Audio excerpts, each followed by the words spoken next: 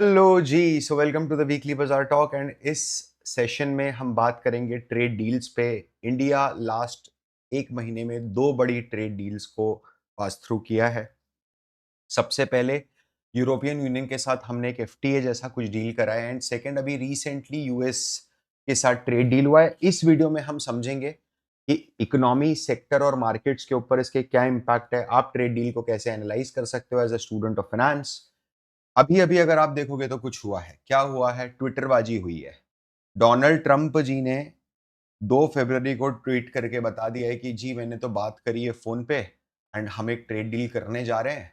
One sided disclosure दिया है पूरा, ठीक है। एंड प्राइम मिनिस्टर जो है, he is also committed to buy America. अरे भैया, हमारे ही लाले पड़े हैं, तो समझ रहा है हम कहाँ अमेरिका बाय करेंगे। ठीक है, क्या बोल रहे हैं कि अगले 5 सालों में यूएस की एनर्जी, टेक्नोलॉजी, एग्रीकल्चर, कोल और ऐसे कई सारे प्रोडक्ट खरीदेंगे $500 बिलियन तक। ऐसी ट्रेड डील हो रही है। अब क्या होता है जी, आज की क्लास में अपन समझते हैं कि जो ट्रेड डील्स हैं इसके मेंटल मॉडल इम्पैक्ट क्या है, यूएस और ईयू की जो डील है वो एग्जैक्टली क्या है और अपने को इसको कैसे एनालाइज और जज करना है। सबसे पहले अपन थोड़ा सा ट्रेड डील्स पे डीप डाइव करते हैं। ये एक्चुअल में ट्रेड डील्स होती क्या है। अगर आप गूगल का ट्रेंड चार्ट ओपन करके देखते हो ना, तो डोनाल्ड ट्रंप जब से प्रधानमंत्री बने, प्रेसिडेंट बने, राष्ट्रपति बने, उसके बाद से ट्रेड डील सर्च वर्ड में जबरदस्त जंप आया है। ठीक है, तो इसका मतलब ये नहीं कि पहले नहीं हुआ करती थी। ठीक है, पहले भी हुआ करती थी, बट अब और ज्यादा तेजी से बढ़ी है। इसके ना कई सारे अलग अलग ट्रेड अग्रीमेंट्स के फॉर्म्स होते हैं, ट्रेड डील, ट्रेड अग्रीमेंट्स के फॉर्म्स होते हैं। एक होता है preferential trade agreement. Preferential trade agreement का क्या मतलब होता है कि आप है ना किसी दूसरे देश के साथ एक अग्रीमेंट कर रहे हो, बट वो चुनिंदा कुछ 2 4 5 चीजों के ऊपर कर रहे हो। जैसे पीटीए का एग्जाम्पल दे सकते हैं सर, इंडिया और चिले,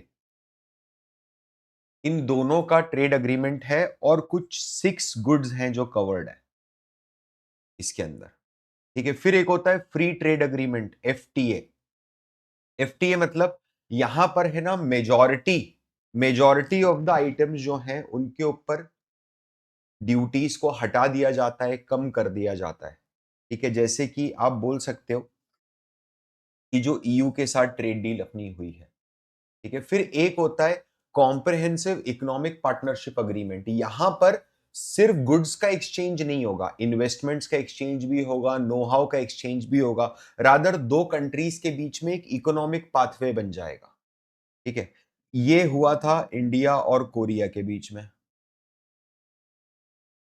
2010, समझना। और मल्टीलैटरल मतलब एक रूल बनाएंगे और 4 5 देश मिलके उसको फॉलो करेंगे, जैसे कि ईयू करता है। अगर ब्रिक्स की कोई करेंसी आती है, ठीक है, तो that will be like a multilateral agreement between, या ओपेक कंट्रीज जो हैं, ठीक है, वो आपस के अंदर जो अग्रीमेंट करती हैं वो मल्टीलेटरल एग्रीमेंट है। ठीक है, ये अलग अलग 4 फॉर्म्स होते हैं ट्रेड अग्रीमेंट के। इंडिया की अगर आप हिस्ट्री देखोगे, पिक्चर सिर्फ रिप्रेजेंटेटिव पर्पस के लिए है। By 1998 we have lost prime minister Rajiv Gandhi. ठीक है, तो इंडिया का जो पहला एफटीए हुआ, bilateral FTA, that was with Sri इन 1998। उसके बाद अगर आप देखोगे तो भरमार लग गई, है ना। और इंडिया ने 6 साल में कम से कम 8 एफटीए साइन करे। न्यूजीलैंड के साथ करा, ईयू के साथ करा। ईयू के साथ के एफटीए को mother of all trade deals बोला गया है, mother of all trade deals, है ना। ये मीडिया का दिया हुआ जाइब है। मॉरिशस के साथ करा, यूएई के साथ 2022 में करा, वो सीपा करा। सीपा मतलब क्या होता है, कोऑपरेटिव इकोनॉमिक पार्टनरशिप अग्रीमेंट। ठीक है, तो ये ट्रेड डील आपको कैसे आज मदद करेगा। देखो सिंपल सी बात है, ये सिनर्जी के फंडे पे चलता है। मतलब 1+1 is more than equal to 2, मतलब मोर देन 2। तो एक और एक मिल जाएंगे ना तो ये 11 का काम करेंगे। रेसिप्रोसिटी आती है, मतलब कंपनीज, कंट्रीज कोऑर्डिनेट करती हैं एक दूसरे के साथ कि हम है ना मैक्सिमम एडवांटेज लें। अगर मुझे कोई चीज उससे चाहिए और उसे कोई चीज मुझसे चाहिए, तो let's make it a free trade. तो मेरी भी टेंशन खत्म, उसकी भी टेंशन खत्म। ठीक है? कई बार ऐसा होता है कि यू नो जो टैरिफ की अनस्टेबिलिटी है, जैसे यूएस के साथ अभी इंडिया पिछले, अगर आप देखोगे तो पिछले 3-4 महीने में काफ़ी अनस्टेबल सिचुएशन हो गई थी, राइट?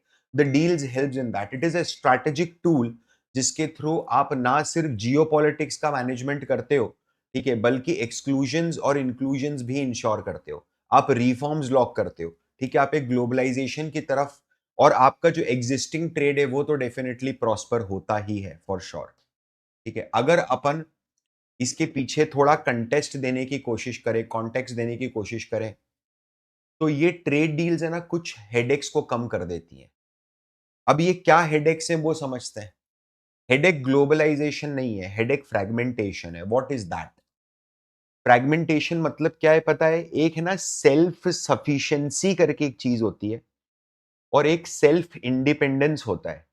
सेल्फ सफिशिएंसी तक चल जाता है ना? लेकिन जब पूरा का पूरा एक सोवरेन माइंडसेट सेल्फ इंडिपेंडेंस की तरफ जाता है, ठीक है? तो उस टाइम पर आपको ये समझना पड़ेगा कि वो लोग जब सेल्फ इंडिपेंडेंट होंगे ना, तो धीरे-धीरे, धीरे-धीरे ग्लोबल टाइज कट होने लग जाते हैं, ठीक है? ये, और गवर्नमेंट बहुत बड़े स्पेंडिंग करती है, कई-कई गवर्नमेंट्स इसमें पूरी तरीके से कोलैप्स हो गई हैं। तो ट्रेड ना सिर्फ कॉस्ट एफिशिएंसी बढ़ाता है, ठीक है? आपकी सप्लाई चेन को सॉर्ट करते हैं ट्रेड डील्स, ठीक है? आपके जो इन्फ्लुएंस हैं, ग्लोबल इन्फ्लुएंस है, उनको एस्टेब्लिश करते हैं। कई सारी कंट्रीज है जिनको डिफेंस में मदद मिलती है, एनर्जी में मदद मिलती है। जैसे इंडिया यूएस की जो ट्रेड डील हुई है, it is full on with energy, ठीक है? आप अगर डॉलर टर्म्स में बात करो तो डॉलर डोमिनेंस अगेन बढ़ता है ना? डॉलर के डोमिनेंस की टेस्टिंग होती है। सो अगर आप अनसर्टेनिटी का रियल इंपैक्ट देखोगे ना, तो आपको समझ में आएगा कि जब से डोनाल्ड ट्रंप ने टैरिफ लगाया है, ठीक है? उसके बाद से कंटिन्यूअसली वोलैटिलिटी का एक एनवायरनमेंट बन के आ गया है ना? एक अनसर्टेनिटी ट्रिगर हुई है, ठीक है?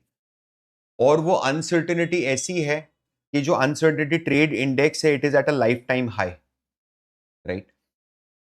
नाउ नीड टू अंडरस्टैंड, ये जो डील है, या रादर ये जो डील्स है, मैं सिर्फ यूएस डील्स पे बात नहीं कर रहा हूं, आपको ये समझना पड़ेगा। देखो अभी दो डील्स हुई हैं, और दोनों डील्स अपने आप में बहुत कॉन्ट्रास्ट है। आपको क्या इसमें कोई एक्सपर्ट बनना है? कोई जरूरत नहीं है।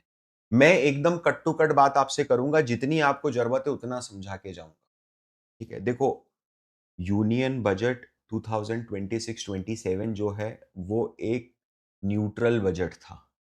उसमें सिर्फ एक पॉपअप था 40,000 करोड़ का, जो सेमीकंडक्टर के नाम से पॉपअप था।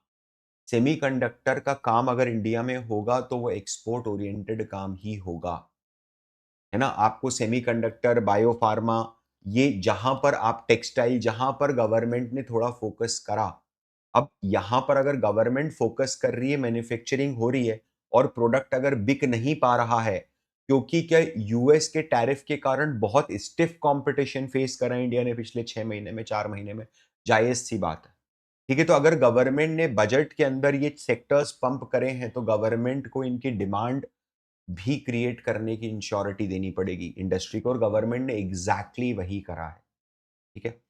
समझना, अपन ये EU and US trade deals को समझते हैं। सबसे पहले will address the elephant in the room, the India US trade deal. अगर आप देखोगे तो इसके अंदर भी दो फाड़ में बटी हुई है दुनिया, है ना? कई लोग ये बोल रहे हैं कि आप तो बेवकूफ हो, जिन इंडियन गुड्स पे 0 to 3% का टैरिफ पहले लगता था, उन पे अब 18% टैरिफ लग रहा है, और उसमें आप ताली बजा रहे हो, ठीक है? तो don't know whether this is celebration or this is complete surrender by government of India. The reason is, जो ट्वीट डोनाल्ड ट्रंप ने करा, जो हमने देखा है, वो स अक्षर एज इट इज वो ट्रेड डील का पार्ट बना है। मतलब आपने नेगोशिएशन कुछ करा ही नहीं है ना? एंड जो मीडिया है, वो पीयूष गोयल सर को स्टार बना रही है, ऐसा लोग बोल रहे हैं। और दूसरी तरफ अगर आप देखोगे, तो लोग ये बोल रहे हैं that it is life changing thing for India, this that फलाना। ये मैं फिर आपको बता रहा हूं, इस समय स्थिति बहुत गंभीर है। पिछले 4 महीने में पिछले 4 महीने में इंडियन इकोनॉमी के ऊपर बड़े डेंट्स लगे हैं। दो गवर्नमेंट ऑफ इंडिया उसको अपफ्रंटली डिनाई करती। गवर्नमेंट ऑफ इंडिया ने बोला कि टैरिफ लगा दिया हम पे 50%, उसके बाद भी हमारी इकोनॉमी ग्रो कर रही है। आप अगर देखोगे तो एसएनपी का एक रिपोर्ट है कि इंडिया में इस साल जो कॉन कॉल्स हुए हैं अभी तक, उसमें 225 टाइम्स इम्पैक्ट ऑफ टैरिफ का जिक्र करा गया है ना। तो यार ग्राउंड पे तो इम्पैक्ट होता ही है फॉर श्योर। ऐसे टाइम पर इट वाज वेरी इंपॉर्टेंट। तो क्या 3 महीने इंडिया शांत बैठा? नहीं, डेफिनेटली नॉट। इंडिया ने साउथ ईस्ट एशिया के अंदर अपने रिलेशनशिप्स मजबूत करे, है ना। Our prime minister is continuously visiting country to country in order to strengthen our economic relationship with them. Definitely I think that is the purpose। ठीक है, तो ये सब चीजों के बावजूद क्या बहुत इंपॉर्टेंट नेसेसिटी थी कि इंडिया और यूएस का जो मार्केट गेट पे वो फिर से ओपन हो जाए और इस ट्रेड डील के थ्रू वो हुआ है। क्या हुआ ये ट्रेड के बाद? अगर आप निफ्टी 50 देखोगे तो उसने एक साइन ऑफ रिलीफ लिया बड़ा। ठीक है, और इंडियन रुपी अगर आप देखोगे तो वो फिर से थोड़ा मजबूत हुआ डॉलर के तुलना में। ये इमीडिएट रिलीफ आया। ठीक है, अगर आप देखोगे तो इसके पीछे का कॉन्टेक्स्ट क्या है? कॉन्टेक्स्ट ये है कि यूएस ने 26 से 27% का रेसिप्रोकल टैरिफ लगाया था इंडिया पे 2 अप्रैल, जब ये आए थे 26%, है ना। पाकिस्तान को 29 लगाया था। उसके बाद ये मतलब ये और परेशान हो गए, यार आप तो रशिया से ऑयल भी खरीद रहे हो, तो हम एक काम करते हैं 25% का टैरिफ और मार देते हैं आपके ऊपर। तो डोनाल्ड ट्रंप ने ऐसे करते हुए इंडिया पे 50% का टैरिफ का डंका पीटा। अब उसके कारण क्या हुआ पता है? अगर आप देखते हो तो इंडिया का जो ट्रेड सरप्लस हुआ करता था ना किसी जमाने में, trade surplus with US, what do mean by trade surplus with US, कि हम यूएस को ज्यादा माल एक्सपोर्ट करते हैं एंड वहां से कम माल इंपोर्ट करते हैं। वो मतलब हम ज्यादा एक्सपोर्ट कर रहे हैं, कम इंपोर्ट कर रहे हैं। ये ट्रेड सरप्लस ट्रेड डेफिसिट में कन्वर्ट हो गया। मतलब अब ये हो रहा है कि हमारे जो इंपोर्ट है वो तो इंटैक्ट है, क्योंकि हम तो सब नेसेसिटी के आइटम इंपोर्ट करते हैं। वहां से कोई दूध चना चावल थोड़ा ना इंपोर्ट हो रहा है यूएस से, समझना। बट हमारे जो एक्सपोर्ट यूएस में होते थे, जो टेक्सटाइल इंडिया का जाता था, टॉवेल बेडशीट जाता था, वो सब खत्म हो गया। That has been collapse drastically. अगर आप देखोगे तो यूएस के इंपोर्ट में मात्र 2.7% का शेयर है इंडिया का, और रेट हमारा था 50%। ये डील ने काफी सारी चीजें सॉर्ट करी हैं। ठीक है, बट मैं आपको फिर बता रहा हूं, this is not a completely free trade agreement. Government जरूर इसको एफटीए जैसा पुश कर रही है, but this is not a property of free trade agreement. और यह बहुत जल्दी होगा बोलना। कारण क्या है ना, जो ट्रम्प है ना वो दोगला आदमी है भाई, समझ रहे हो, वो कभी भी पलटी मार जाता है। इसमें आप देखो किन चीजों पे मुद्दों पे बात अग्री हुई है। अग्रीमेंट हुआ है कि यूएस फिर से अपना टैरिफ रीसेट करेगा एंड 94-95% इंडियन गुड्स जो इंपोर्ट होते हैं उन पे 18% का टैरिफ लगाया जाएगा, 18% का टैरिफ लगाया जाएगा।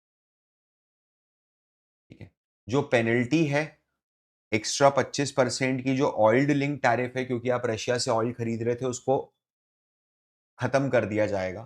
ठीक है, और इंडियन मार्केट्स को ओपन करा जाएगा यूएस गुड्स के लिए, है ना। इंडिया भी टैरिफ कम करेगा ना, समझना भी यहाँ पर। सर ये तो कोई दिक्कत नहीं, अच्छी बात है।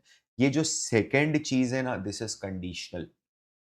वो बोलता है, यूएस बोलता है कि हम मॉनिटर करेंगे। ये जो ट्रेड डील है ना, ये कंडीशनल ट्रेड डील है। हम मॉनिटर करेंगे। क्या मॉनिटर करेंगे? कि आप रशिया से धीरे धीरे करके ऑयल खत्म कर रहे हो। The Russian oil shift is phased, not a instant clean break. ठीक है, और गवर्नमेंट ने ये बोला है कि एग्रीकल्चर और डेयरी के अंदर हम इंडिया के अंदर आपको ब्लैंकेट ओपनिंग नहीं देंगे। ये प्रोडक्ट टू प्रोडक्ट डिपेंड करेगा कि हम किस प्रोडक्ट पे टैरिफ। कारण क्या है? The government has to safeguard agriculture in dairy. नहीं तो यूएस से अगर एक बार, यूएस की एग्रीकल्चर बहुत एडवांस्ड है भाई, यूएस का डेयरी बहुत एडवांस्ड है। अगर वो इंडिया में आ गए ना माल बेचने के लिए, तो ये सब बर्बाद हो जाएंगे तबेले वाले।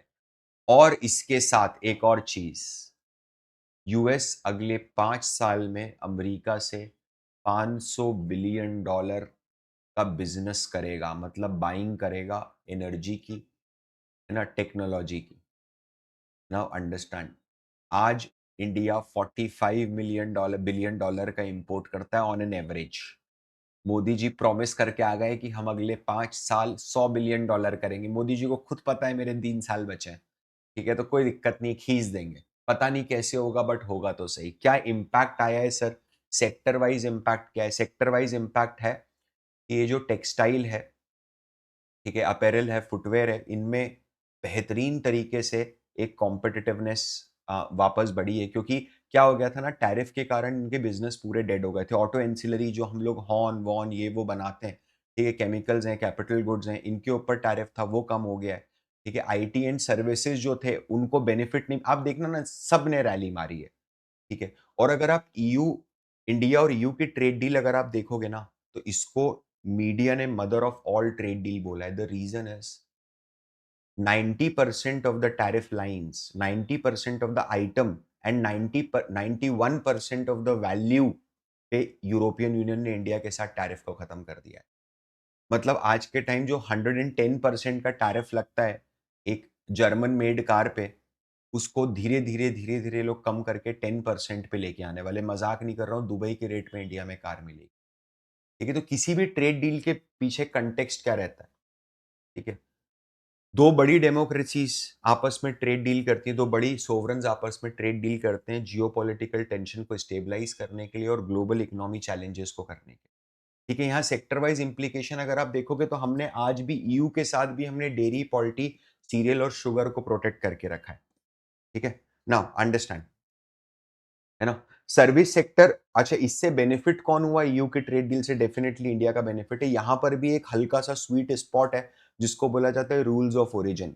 रूल्स ऑफ ओरिजिन का मतलब ये है, इसको आप इस कॉन्टेक्स्ट में समझना, कि चाइना है ना, ईयू को स्टील एक्सपोर्ट करना चाहता है, बट चाइनीज स्टील जो है that is not duty free.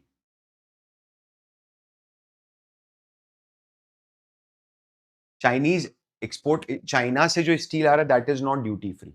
ठीक है, now you need to understand, अगर ऐसा होता है तो चाइना क्या करता है, पहले स्टील इंडिया में इंपोर्ट करता है, उसमें मेड इन इंडिया का थप्पा लगाता है और फिर वो स्टील ईयू भेजता है।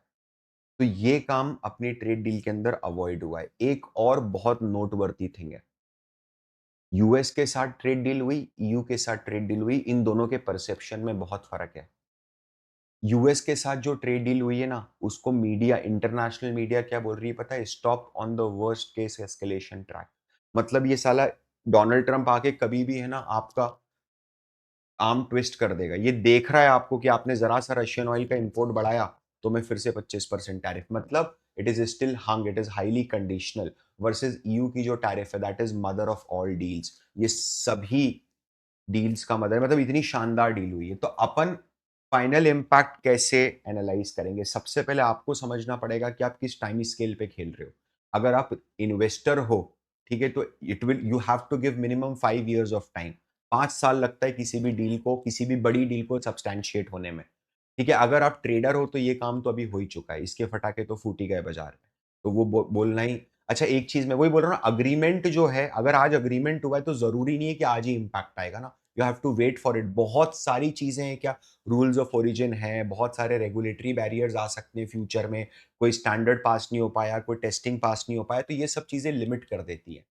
ठीक है, हमें, I think this is the condition जहां पर हमें वेट एंड वॉच करना है in order to understand future में कि, क्योंकि क्या होगा ना, जब तक आप 2 क्वार्टर का इंतजार नहीं करोगे ना, सब कुछ कॉर्पोरेट बोलेगा। आप गवर्नमेंट जो बोल रहे हैं ना, आप उस पर मत जाओ अभी। गवर्नमेंट तो पूरी पैकेजिंग कर रहे हैं।